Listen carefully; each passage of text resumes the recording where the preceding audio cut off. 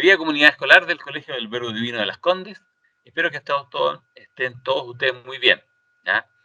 En este día quiero estar con ustedes en forma de mi imagen y de mi voz, ¿ya? Y de un material que hemos preparado junto con algunos del departamento de pastoral para acompañarlos en un retiro de esta Semana Santa.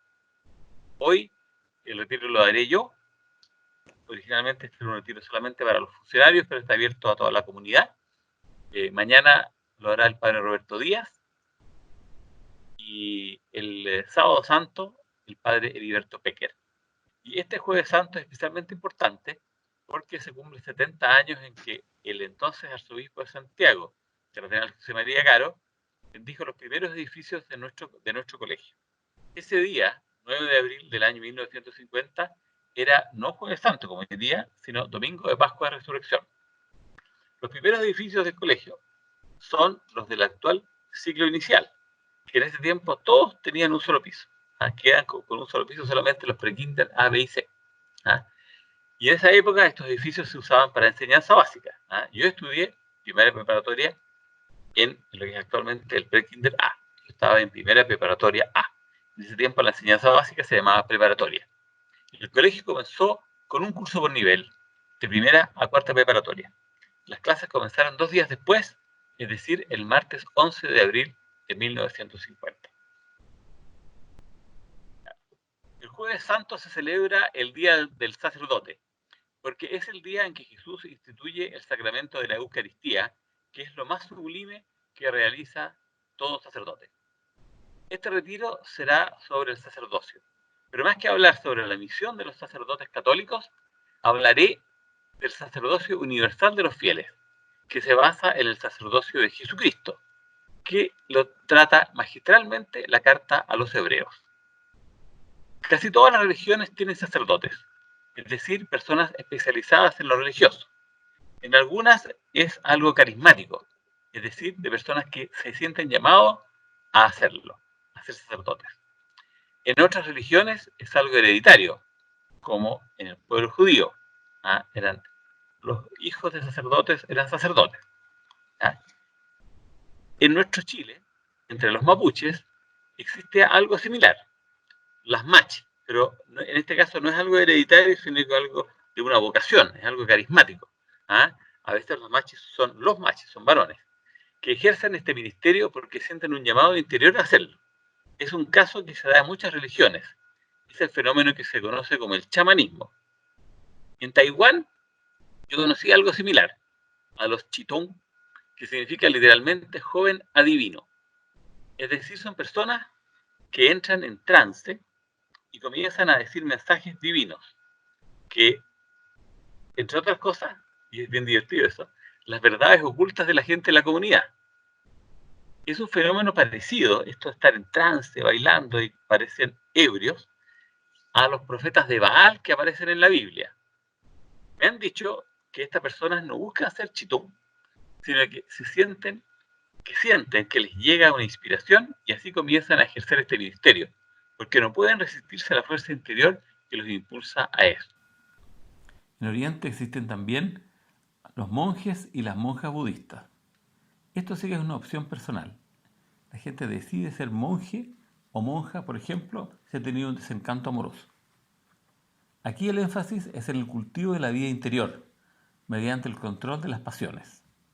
Son personas célibes, es decir, no se casan, se rapan, usan un hábito en que cuesta distinguir de lejos si es un hombre o una mujer.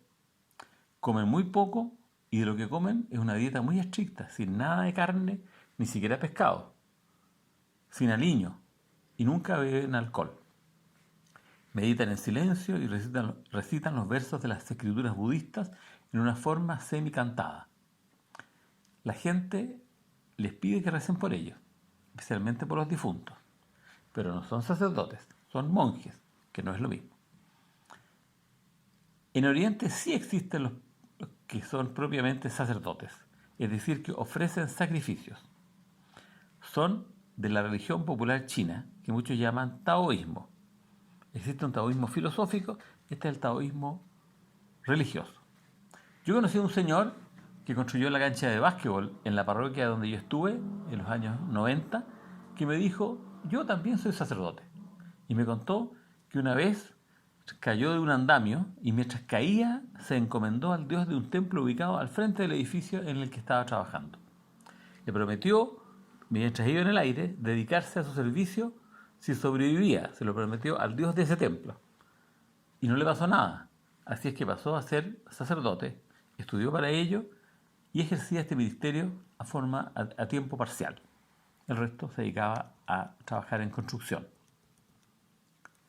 En Taiwán la gente va mucho a los templos y presenta ofrendas a los dioses. Estos dioses son parecidos a los santos de nuestra religión. No es un dios increado, sino que son personas que después de muertos nos pueden ayudar. ¿Y qué se le ofrece a los dioses? En general, incienso. También van a los templos a consultar para tomar decisiones. Consultan los oráculos para tomar decisiones y lo hacen por medio de lanzar dos piezas de madera con forma de media luna que representan al yin y al yang. Si salen dos yin, es mala suerte. Si son dos yang, es mala suerte. Tiene que ser equilibrio entre sombra y luz. Entonces si sale uno y uno, entonces ahí la respuesta es sí. Y toma la decisión. Porque vale, está la duda, ¿me caso o no me caso? Entonces si le aparece uno de cada lado, se casan. Hay equilibrio entre el yin y el yang. 2 veces al mes, para la luna llena y la luna nueva, afuera de muchas tiendas, la gente presenta incienso y otras ofrendas, como carne, cerveza, galletas, etc. ¿A quién? A los dioses protectores del comercio. Por lo tanto, cualquier persona puede hacer ofrendas a los dioses. Entonces, bueno, y el sacerdote, sí, existen los sacerdotes budistas para celebraciones especiales. Por ejemplo, aniversario especial de un templo.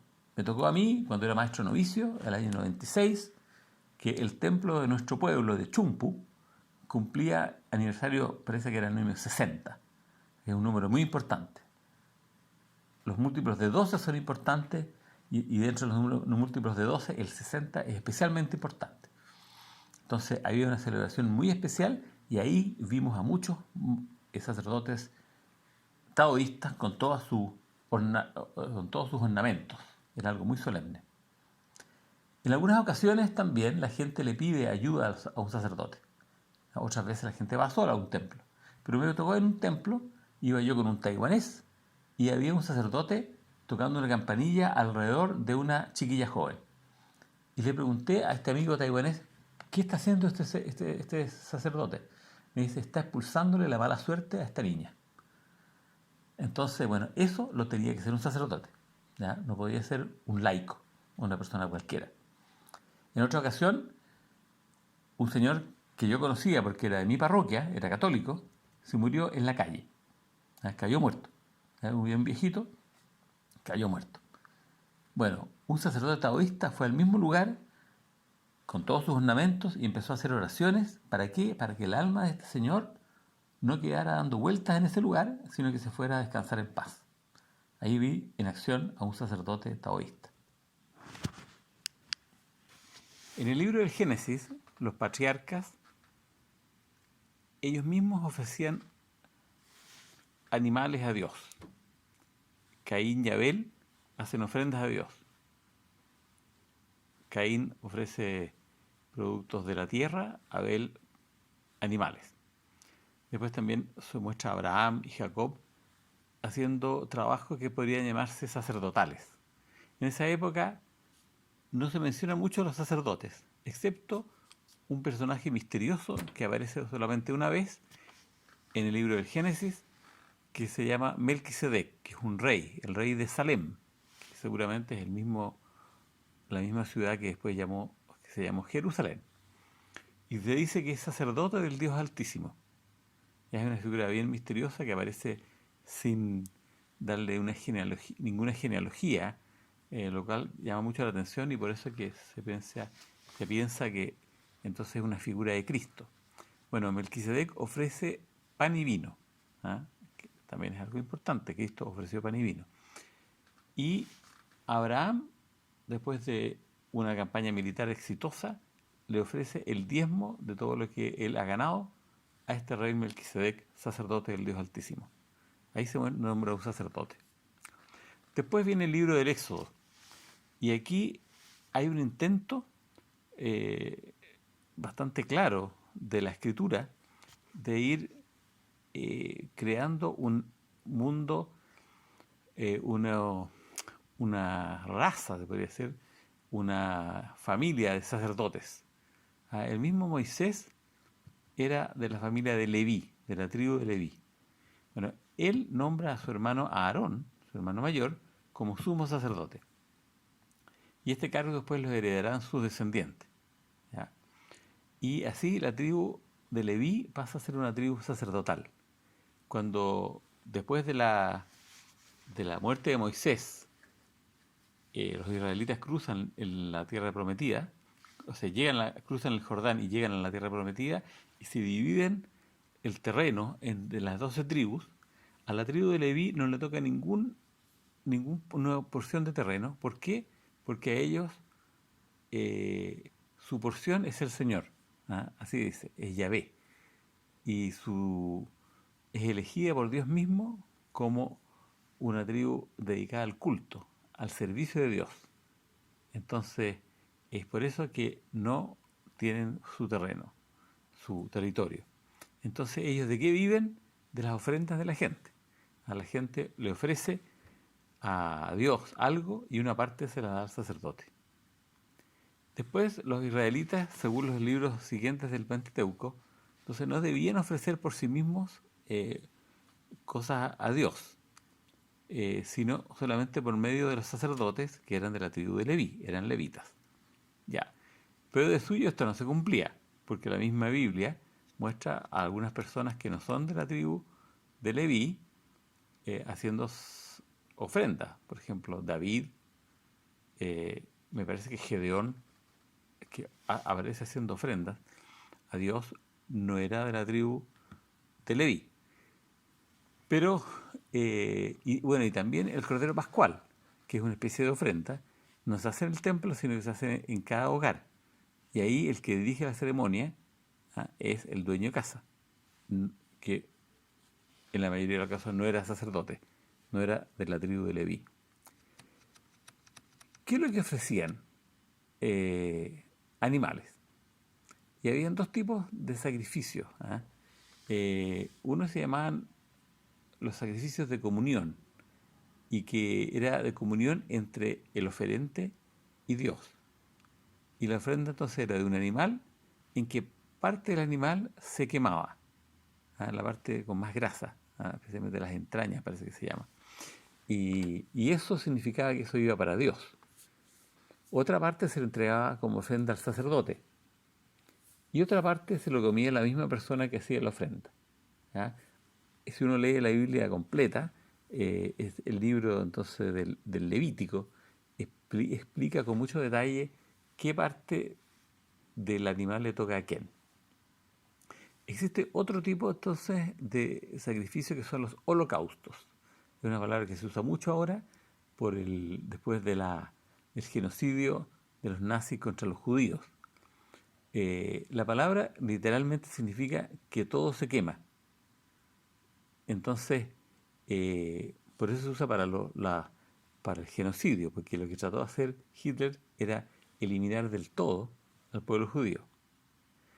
Aquí, entonces, la idea es que el animal se quema entero, completo. Entonces, nadie comía de él, ni el sacerdote, ni el oferente. Todo era para Dios. Entonces, el quemar completo es un holocausto. Y se usa mucho en la Biblia. A Dios no le satisfacen ni los sacrificios ni los holocaustos. Entonces, a eso se refiere. Esa era la labor principal de los sacerdotes, ofrecer sacrificios y holocaustos. Es decir, sacrificar un animal, matar un animal, y después ofrecérselo a Dios. Pero después van tomando también otras misiones. Dentro de... a la vuelta del exilio de Babilonia, cuando Los israelitas pasaron a ser ya una colonia persa, en que los persas le daban bastante libertad al pueblo, pero no les permitían tener un rey. Bien, en ese momento el liderazgo del pueblo judío lo tomaron los sacerdotes. Ellos no podían tener reyes.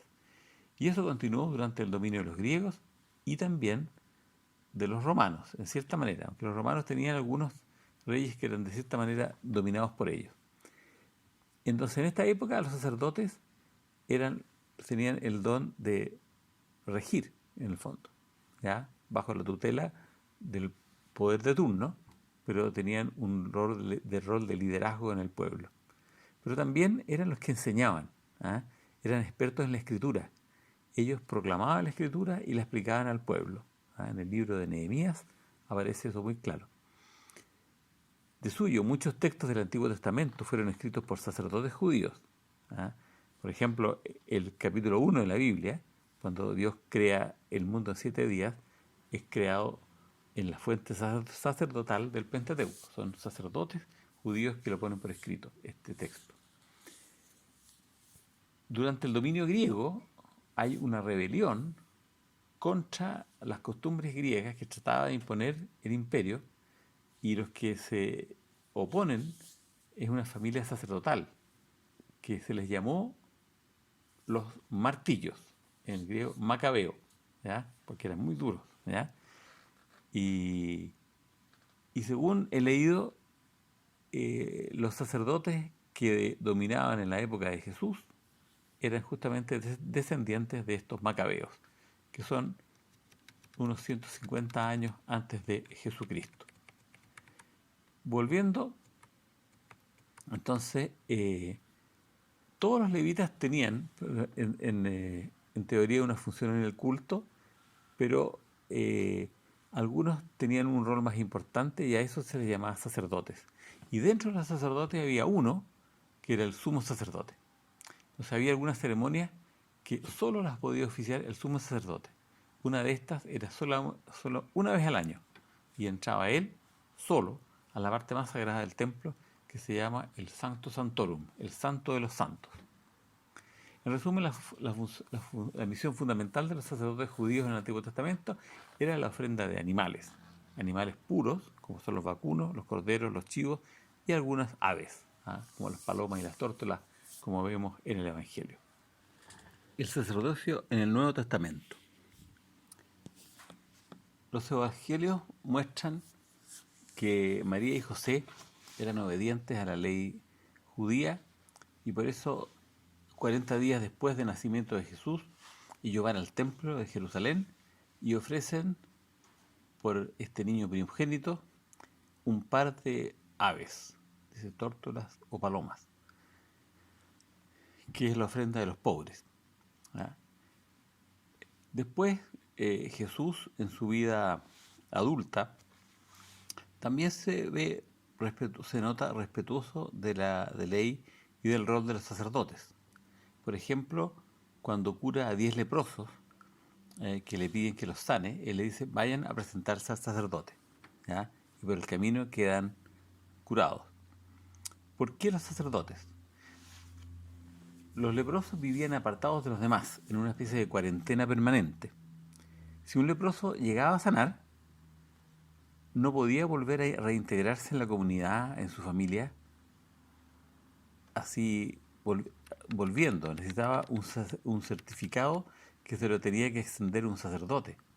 Este tenía que revisarlo una vez, escrupulosamente, si no había ninguna mancha de lepra en su piel.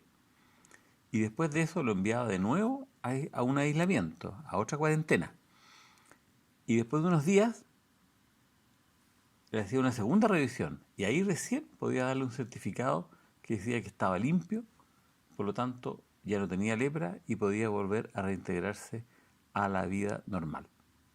Ahí vemos uno de los roles que tenían los sacerdotes en los tiempos de Jesús. Y Jesús lo acepta. Pero por otro lado, Jesús expulsa a los mercaderes del templo. ¿Qué estaba haciendo Jesús en este momento? O sea, ¿por qué lo hace? Algunos dicen que corregía un abuso. Pero leyendo un libro decía que ellos en realidad, esta gente estaba haciendo lo que debían hacer. había gente que vendía animales, pero la gente necesitaba ofrecer animales. Otros cambistas, ¿qué hacían? Cambiaban dinero romano, que no era aceptado dentro del templo porque tenía una imagen del emperador, por lo tanto era considerado algo idólatra. Entonces lo cambiaba por un dinero distinto, una especie de dinero sagrado que funcionaba solamente en el templo. Entonces era necesario que hubiera cambistas. Entonces lo que hace Jesús no es hacer una corrección de un abuso, es mucho más profundo. ¿Ah? Los que han estudiado esto dicen que es un acto profético, ¿ah? Como los profetas del Antiguo Testamento que hacían de repente algunas cosas raras para llamar la atención y para enseñar algo, que Dios quería decir algo, y ellos lo decían por medio entonces de un gesto profético, de un acto profético. Aquí entonces es un acto profético para indicar que en el futuro no habrá o no habría necesidad de templo. Eso es el punto. Por lo tanto, es un cuestionamiento radical a la existencia misma del templo. Quizás por eso que los sumos sacerdotes querían matarlo. ¿Ah? En el fondo Jesús está cuestionando la esencia misma del sacerdocio del Antiguo Testamento. Jesús mismo habla de destruir el templo y reconstruirlo en 3 días. Sabemos que se refería a su cuerpo, lo explica el mismo Evangelio, pero eso no lo entendió la gente. Ese argumento salió en el juicio contra Jesús antes de su muerte. Por otro lado, Jesús a la mujer samaritana, capítulo 4 de San Juan, dice que en el futuro a Dios no se la adorará ni en el monte de Sión de Jerusalén, ni en el monte de Garizim, donde adoraban los samaritanos, sino que los creyentes en el futuro adorarían en espíritu y en verdad. En el fondo quiere decir en cualquier parte, ¿ah? Que no importa el lugar. El verdadero templo en realidad es el cuerpo de Jesús, el cuerpo de Cristo, y que es la iglesia, es la comunidad de los creyentes. Por lo tanto, a Dios podemos adorarlo en cualquier parte. Con que hayan 2 personas que creen en Cristo, ya es una comunidad y podemos adorarlo a Él. E incluso solos dentro de nuestra pieza, ¿ah? Podemos adorar a Dios. Por otro lado, los sacerdotes son los culpables de la muerte de Jesús. Y particularmente tiene un rol el sumo sacerdote. Por eso no es raro que nunca los evangelios digan que Jesús es sacerdote, ni menos aún que digan que Jesús es sumo sacerdote. Tampoco se usa ese título en los Hechos de los Apóstoles, ni en las cartas de San Pablo, pero sí en la gran carta a los Hebreos, que los expertos dicen que no fue escrita por Pablo, aunque está puesta al final del corpus paulino, de las cartas de San Pablo. Por mucho tiempo se creyó que había sido escrito por él, pero ahora los expertos dicen que no fue escrita por Pablo. Y es curioso que esta carta, contra toda la tendencia de los demás escritos del Nuevo Testamento, dice la extremadamente novedosa afirmación que Jesús es sumo sacerdote. Y no es que lo diga al pasar, ¿ya? Es un tema central de esta larga carta. Es una carta difícil de leer, ¿ah? Los expertos dicen que esta carta fue escrita por un sacerdote judío que se hizo cristiano, que conoce muy bien y valora mucho los sacrificios y el sacerdocio del Antiguo Testamento. Pero este mismo sacerdote se da cuenta que Jesús, con el sacrificio de su propio cuerpo, dejó obsoletos los sacrificios del Antiguo Testamento. Otros escritos del Nuevo Testamento decían ya que Jesús era la víctima que reconcilia al ser humano con Dios. Por ejemplo, que era el Cordero Pascual, que era el Cordero de Dios que quita el pecado del mundo. Pero solamente la carta a los Hebreos dice que Cristo es además el sacerdote que ofreció ese sacrificio, que es su propio cuerpo. Y eso es absolutamente novedoso en los escritos del Antiguo Testamento. Este punto lo desarrolla muy bien el padre Albert Vanoye, un padre francés que todavía vive, tiene como 90 años, que escribió los estudios más profundos que se han hecho sobre este tema. El autor de la carta a los Hebreos dice que el sumo sacerdote entraba una vez al año al Santo de los Santos, el lugar más sagrado del templo, después de haber ofrecido un sacrificio por sus propios pecados, antes de hacer una ofrenda en nombre del pueblo. Y aquí el autor de esta carta dice: Jesús entra a otro templo, el verdadero templo, el cielo. Y lo hace no una vez al año, sino una sola vez. ¿Por qué? Porque su sacrificio es perfecto, no necesita repetirse. El autor de esta carta en forma magistral muestra que el templo de Jerusalén es solo una réplica del verdadero templo, que está en el cielo. Y como lo dice la misma Biblia, que indica que Moisés dejó las instrucciones para construir el templo basado en el modelo que vio en el cielo. Con esto muestra que el sumo sacerdocio de Jesús es muchísimo más importante que el sumo sacerdocio del Antiguo Testamento. Pero hay un punto más. Los judíos sabían que los sacerdotes eran de la tribu de Leví y Jesús no lo era. Jesús era de la tribu de Judá. Entonces, el autor de la Carta a los Hebreos soluciona este problema también en una forma muy brillante.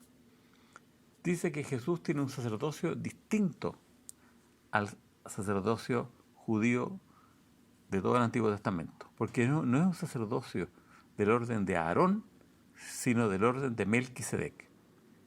Y muestra o demuestra que ese sacerdocio es superior al de Aarón. ¿Por qué? Porque Abraham le ofrece el diezmo a Melquisedec. Por lo tanto, Abraham se reconoce como un inferior a Melquisedec. Considera a Melquisedec como superior a él, por algo le ofrece el diezmo. Y a su vez, Abraham es el padre de Isaac, el abuelo de Jacob y el bisabuelo de Leví. Por lo tanto, es superior a todos los levitas, a todos los sacerdotes del Antiguo Testamento. Por lo tanto, el sacerdocio de Melquisedec es superior al sacerdocio levita de Aarón.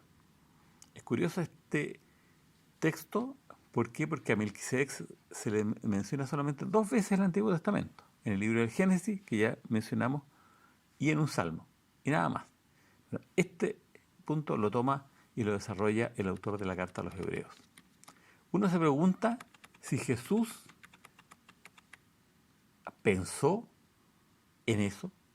Durante su vida mortal, él pensó, yo soy sacerdote como Melquisedec. Yo diría que sí. Yo me atrevo a decir que la respuesta es afirmativa. ¿Y por qué? Porque Jesús en la última cena hizo una ofrenda. ¿Y qué? Pan y vino. Es lo mismo que hizo Melquisedec. ¿Por qué eligió pan y vino? Para representar su cuerpo y su sangre. ¿Ah? Porque Melquisedec ofreció pan y vino. Por último, quería decir que la carta a los Hebreos, aunque está al final de las cartas de San Pablo, los expertos no la consideran una carta muy nueva, se podría decir, ¿ah? Sino es una carta anterior a la destrucción del templo. ¿Por qué? Porque si el templo ya hubiera estado destruido, por ejemplo en el año 90, el año 100, ¿ya? El autor hubiera tenido un argumento más para decir que los sacrificios de animales habían quedado obsoletos. Y si no usa ese argumento es porque esta carta fue escrita antes del año 70 después de Cristo, que es el año en que se destruyó el templo. El sacerdocio universal de los fieles. Esta doctrina la desarrolló Lutero y la continuó Calvino en la Reforma Protestante durante el siglo XVI. La primera carta de Pedro habla del sacerdocio de los fieles. Hay una canción, Pueblo de Reyes, Pueblo Sacerdotal, basada en esa frase de la primera carta de Pedro. También en el Apocalipsis se habla del sacerdocio de los fieles. La Iglesia Católica, durante el Concilio Vaticano II, reflexionó sobre sí misma, ¿ah? Y sobre su misión, y tomó este concepto y lo explicó en la Constitución Dogmática Lumen Gentium, que es justamente sobre la Iglesia. Fue promulgada el 24 de noviembre de 1964. En el número 10 se declara que Cristo Señor, pontífice tomado de entre los hombres, de su nuevo pueblo hizo un reino y sacerdotes para Dios su Padre. Los bautizados, en efecto, son consagrados por la regeneración y la unción del Espíritu Santo como casa espiritual y sacerdocio santo, para que ofrezcan sacrificios espirituales. Por ello, todos los discípulos de Cristo, perseverando en la oración y alabando juntos a Dios, ofrézcanse a sí mismos como hostia viva, santa y grata a Dios, y den testimonio por doquiera de Cristo, y a quienes lo pidan, den también razón de la esperanza de la vida eterna que hay en ellos. El sacerdocio común de los fieles y el sacerdocio ministerial aunque diferentes, se ordenan el uno al otro, pues ambos participan a su manera del único sacerdocio de Cristo. Los fieles, en cambio, en virtud de su sacerdocio regio, concurren a la ofrenda de la Eucaristía y lo ejercen en la recepción de los sacramentos, en la oración y acción de gracias, mediante el testimonio de una vida santa, en la abnegación y caridad operante. Esa es una cita de parte de el número 10 de la Lumen Gentium. En otras palabras, todos los cristianos somos sacerdotes, porque estamos unidos a Cristo, es decir, estamos cerca de Dios y tenemos acceso a Él. Él escucha nuestras oraciones y nosotros podemos ofrecer sacrificios y esos sacrificios van a ser aceptados por Dios. Pero este sacerdocio nos da también a todos una misión: dar testimonio de Cristo, hablar de Él, ejercer la autoridad donde nos toque, de acuerdo a nuestra propia vocación, y también cooperar a santificar a los demás. El hecho de que Cristo esté en el cielo como sumo sacerdote significa que está junto a Dios, intercediendo por nosotros. Si queremos que Dios detenga, por ejemplo, la pandemia del coronavirus, o que sane algún ser querido que está enfermo, que nos ayude a vivir en paz en medio de la tensión de estar encerrados, tratando de cumplir con nuestro trabajo y a la vez con el cuidado de nuestra gente. Todas estas cosas que a veces nos superan, recordemos que Cristo obedeció el designio del Padre asumiendo nuestra humanidad con todas estas limitaciones hasta el punto de morir. La carta a los Hebreos, en el capítulo 5, versículo 7, recuerda la oración de Jesús en el huerto. Dice: Cristo, habiendo ofrecido en sus días de su vida mortal ruegos y súplicas con poderoso clamor y lágrimas al que podía salvarle de la muerte, fue escuchado por su actitud reverente y aun siendo hijo, con lo que padeció, experimentó la obediencia. Hay algunos estudiosos de la Biblia que dicen que fue escuchado, algunos ponen no fue escuchado, porque igual murió. ¿Ah? En realidad Jesús pide, en realidad, no morir, pero al final, ¿por qué fue escuchado? Porque Dios le dio la fuerza de enfrentar la muerte y aceptarla. A Jesús no le salió nada de fácil su misión de hacerse hombre, de ser un ser humano como nosotros. Él también se cansaba, al punto de quedarse dormido durante una tormenta. El texto que tomó el Papa hace poco en su reflexión sobre esto del coronavirus. Por ejemplo, después de ayunar 40 días sintió hambre. ¿Ah? A Jesús le dolía que sus discípulos lo abandonaran, que Pedro lo negara y más aún que Judas lo traicionara. Aunque tenía el poder de expulsar demonios, curar enfermos, resucitar muertos, multiplicar los alimentos, calmar el viento y el mar, no pretendía ser una especie de superhombre que no le entran balas, como se dice ahora, impasible, que no sufre, sino que reconocía con gran transparencia en el día Jueves Santo, sentir pavor y angustia ante el dolor que le esperaba unas horas después en su pasión y su muerte. La carta a los Hebreos explica que por eso Dios lo nombró sumo sacerdote, porque obedeció hasta llegar a sufrir. En estos días de Semana Santa, especialmente el Viernes Santo, los invito a meditar en la oración de Jesús en el huerto, que es sumamente dramática. La versión de Lucas es más breve. La de Marcos y Mateo son muy similares y ambas son muy emotivas. ¿Ah? Para los que saben griego, yo no lo sé, incluso más fuerte la de Marcos. ¿Ah? Bueno, también les recomiendo ver una versión más libre de este episodio, pero también muy hermosa y muy dramática, en Jesucristo Superestrella. ¿Ah?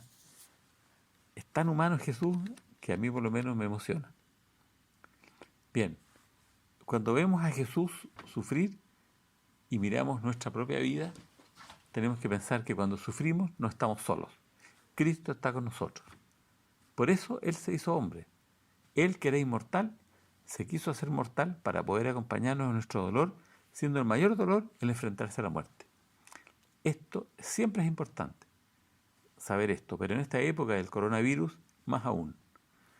Ahora todo el tejido social se ha visto desmantelado por un enemigo tan pequeño que es invisible a nuestros ojos. En nuestra sociedad tan tecnológica que parecía invencible, vemos nuevamente que nuestra vida humana es sumamente frágil. Los invito a unirse a Cristo que después de rezar angustiado fue escuchado por su Padre y así tuvo la fuerza de encarar valientemente su pasión y su muerte. Pero incluso después de eso, la cruz no le fue fácil. Fue tanto su dolor que sintió incluso que Dios lo abandonaba. Y por eso grita estas palabras que son de un salmo, del Salmo 21 o 22 según la numeración, en que Jesús dice: Dios mío, ¿por qué me has abandonado? Estas palabras nos escandalizan.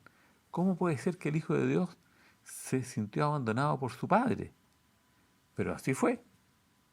Por algo Jesús dijo eso y la Biblia lo pone. ¿Ah? Cuando estemos sufriendo tanto que nos sintamos abandonados por Dios, recordemos que Jesús se sintió igual. Pero recordemos también que la vida de Jesús no terminó con la muerte. Resucitó y subió a los cielos y está sentado a la derecha del Padre como Hijo de Dios y como sumo sacerdote que intercede por nosotros. Al final los invito a preguntarse cómo puede cada uno ejercer su sacerdocio. Les recuerdo que el sacerdocio tiene 3 funciones: regir, enseñar y santificar.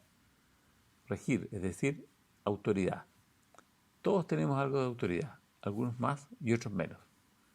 Un papá, una mamá, un hermano grande, un profesor, todos tenemos autoridad. Y todos tenemos que enseñar a otros. ¿Ya? Muy pocos no saben nada. Entonces, hasta alguien puede enseñarle a su hermano chico, a un compañero. Todos tenemos que enseñar. Y todos podemos santificar. Este punto es menos evidente entre los laicos, pero les doy un par de ejemplos. Hay personas que tienen el poder de santiguar. Se habla aquí en Chile de que hay gente que tiene mal de ojo. ¿Y cómo se quita el mal de ojo? Van donde una persona, una señora, que tiene el poder de santiguar. Le hace la señal de la cruz y se le va el mal de ojo. ¿Ya? Bueno, hay gente que tiene ese carisma. Son gente laicos, pero la gente reconoce que pueden santificar a otros. Ese es el poder de santificar.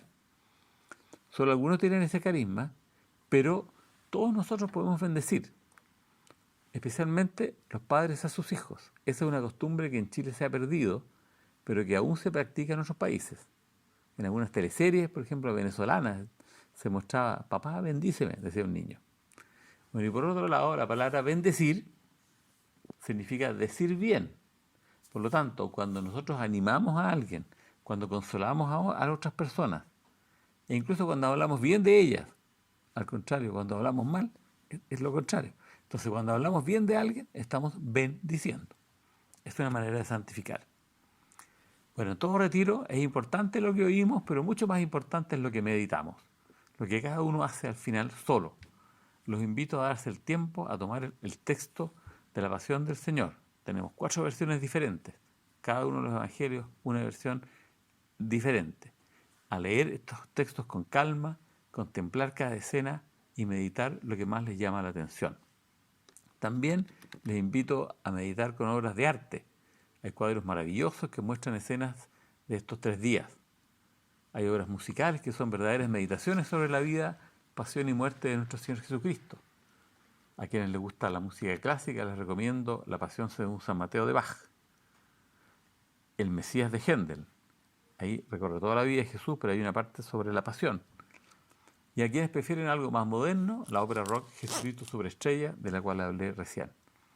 Busquen la letra, si no saben el idioma original, busquen el significado en castellano, busquen los textos bíblicos a que aluden y mediten su significado, mientras escuchan la música correspondiente. Es una forma de meditar. Les recomiendo también ver películas sobre Jesús de Nazaret, como la de Franco Sefirelli y La Pasión de Mel Gibson. En estos días en que los cristianos no podrán asistir a las celebraciones litúrgicas de la Semana Santa, cada uno tendrá que ejercer su sacerdocio. Por ejemplo, el papá y la mamá reuniendo a la familia para rezar, para contemplar la pasión de nuestro Señor Jesucristo, para meditar en la inmensidad de su sacrificio y de ahí tomar fuerzas para seguir adelante en esta vida que está siendo tan difícil en estos tiempos, en estos momentos duros para la humanidad. Bien, muchas gracias por haber participado en este retiro. Les pido que estén tranquilos en sus casas, aprovechando de estar junto al Señor y entre ustedes, y sabiendo que cuando estamos dos o más reunidos en su nombre, incluso puede ser uno solo, pero no es necesario que hayan 200 o 300, basta con que hayan dos personas reunidas en el nombre del Señor. Dice, yo estoy en medio de ustedes. ¿Ya? E incluso también dice Jesús, que cuando nosotros estamos en nuestra habitación y cerramos la llave, el Padre que está en el cielo nos ve. Entonces también podemos, si vivimos solos, por ejemplo, también aprovechar de estar solos en este momento con el Señor. Tomar conciencia que el Señor está con nosotros y aprovechemos entonces de meditar la pasión de nuestro Señor. Que tengan una muy buena Semana Santa. Dios los bendiga.